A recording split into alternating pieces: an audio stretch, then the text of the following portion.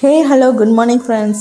இன்றைக்கி சண்டே. இன்றைக்கி லேட்டாக தான் எழுந்திரிச்சோம். ஹஸ்பண்டும் கிரிக்கெட் விளையாண்டு வரதுக்கு ஒரு 11:30 ஆயிடுச்சு. அதனால் மார்னிங் தோசை சுட்டு நேற்று வச்ச கறி குழம்பு வச்சு சாப்பிட்டாச்சு. அதுக்கப்புறம் மத்தியானம் சிம்பிளாக பண்ணலான்னு சொல்லிட்டு தயிர் சாதம் தான் ரெடி பண்ணியிருந்தேன். தயிர் சாதத்துக்கு தொட்டுக்கிறதுக்கு பாகக்காவும் முட்டை மசாலாவும் பண்ணியிருந்தேன். தயிர் சாதத்தில் மாதுளப்பழம் போட்டு சாப்பிட்றது யாருக்குன்னா பிடிக்குன்றதை சொல்லுங்கள். எனக்கு பிடிக்காது, என்னோடய ஹஸ்பண்டுக்கு ரொம்ப பிடிக்கும். அதனால் அவங்களுக்கு மட்டும் மாதுளப்பழம் போட்டு ரெடி பண்ணி கொடுத்துட்டேன். என் பொண்ணுங்களுக்கும் எனக்கும் வெறும் ரைஸ் தான் வர வந்தேன். அதாவது எனக்குமே தாளிசம் பண்ணுறது பிடிக்காது, என் பொண்ணுங்களுக்கும் பிடிக்காது.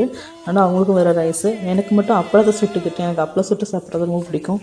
அதனால் தயிர் சாதத்தை வருவி அப்பளம் சுட்டு அந்த அப்பளத்தை ஃபஸ்ட்டு வச்சுட்டு அதுக்கு மேலே கொஞ்சோண்டு முட்டை மசாலா வச்சு கொஞ்சம் பச்சை மிளகாய் வச்சு ஒரு பாகக்காவை வச்சு வாயில் வச்சு அப்படி அமிர்தமாக போச்சு.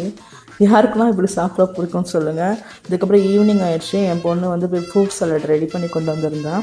அதை சாப்பிட்டுட்டு அவளுக்கு மேக்ஸ் சொல்லி கொடுத்துட்டு அப்படி கொஞ்சம் வெளியில் போகலான்னு சொல்லிட்டு கிளம்பிட்டோம். என் ஹஸ்பண்டும் ஜிம்முக்கு கிளம்பியிருந்தாங்க. நாங்கள் அப்படி கொஞ்சம் வெளியில் போயிட்டு வர வழியில் நைட்டு சாப்பாடுக்கு வெளியில் ரெடி பண்ணிகிட்டே வந்துட்டோம்.